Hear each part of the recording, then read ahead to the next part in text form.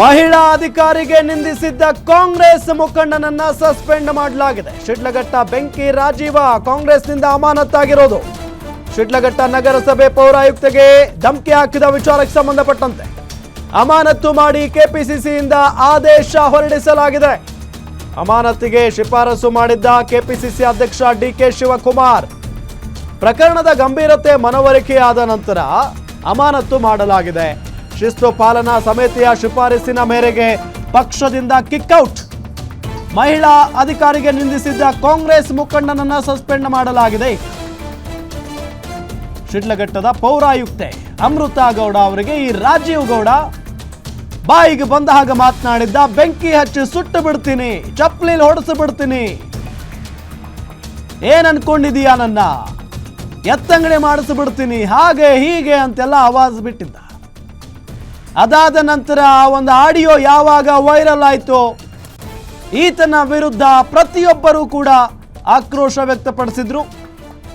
BJP JDS ಹೋಗ್ಲಿ, ಕಾಂಗ್ರೆಸ್ನ ಅಲ್ಲಿನ ಕಾರ್ಯಕರ್ತರೇ ಈತನ ವಿರುದ್ಧ ಶಿಸ್ತು ಕ್ರಮ ಆಗಬೇಕು ಅಂತ ಹೇಳಿ ಆಗ್ರಹಿಸಿದ್ರು. ಅದರೊಂದಿಗೆ ಈಗ ಸಸ್ಪೆಂಡ್ ಮಾಡಲಾಗಿದೆ. ಶ್ರೀ ರಾಜೀವ್ ಗೌಡ ಅವರನ್ನ ಪಕ್ಷದಿಂದ ಅಮಾನತು ಮಾಡಲಾಗಿದೆ.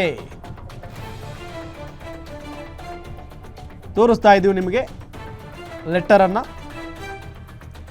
ಇದೆಲ್ಲ ಆದ ನಂತರ ಬೆಂಕಿ ರಾಜೀವ ತಲೆಮರೆಸ್ಕೊಂಡಿರೋದು.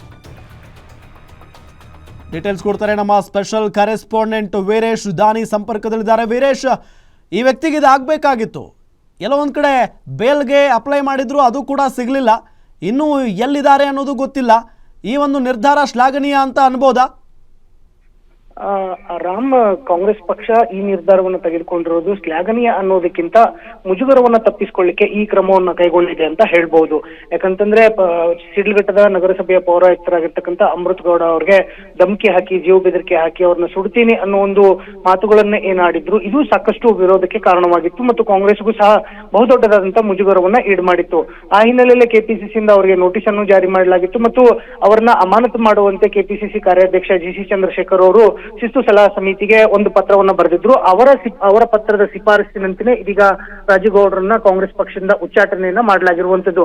ಆದ್ರೆ ಇದುವರೆಗೂ ಸಹ ಸರ್ಕಾರ ಅವರನ್ನ ಯಾಕೆ ಬಂಧನ ಮಾಡ್ತಾ ಅನ್ನೋದೇ ಈಗಲೂ ಸಹ ಸಾಕಷ್ಟು ಪ್ರಶ್ನೆಗೆ ಕಾರಣವಾಗ್ತಾ ಇರುವಂತದ್ದು. ಯಾಕಂತಂದ್ರೆ ಕರ್ನಾಟಕ ಪೊಲೀಸರು ಇಡೀ ದೇಶದಲ್ಲೇ ಸಾಕಷ್ಟು ಹೆಸರುವಾಸಿಯಾಗಿರುವಂತದ್ದು ಮತ್ತು ಪೊಲೀಸ್ ಇಲಾಖೆಗೆ ಸಾಕಷ್ಟು ಹೆಸರಿರುವಂತದ್ದು. ಆದ್ರೆ ಒಬ್ಬ ಆರೋಪಿ ರಾಜೀವ್ ಗೌಡ್ರನ್ನ ಅರೆಸ್ಟ್ ಮಾಡ್ಲಿಕ್ಕೆ ಯಾಕೆ ಇಷ್ಟೊಂದು ತಡವಾಗ್ತಾ ಇದೆ ಅನ್ನೋದೇ ಈಗಲೂ ಸಹ ಸಾರ್ವಜನಿಕ ವಲಯದಲ್ಲಿ ಸಾಕಷ್ಟು ಆಕ್ರೋಶಕ್ಕೆ ಕಾರಣವಾಗ್ತಾ ಇರುವಂತದ್ದು. ರಾಮ್, ಥ್ಯಾಂಕ್ ಯು ತಮ್ಮೆಲ್ಲ ಮಾಹಿತಿಗಾಗಿ.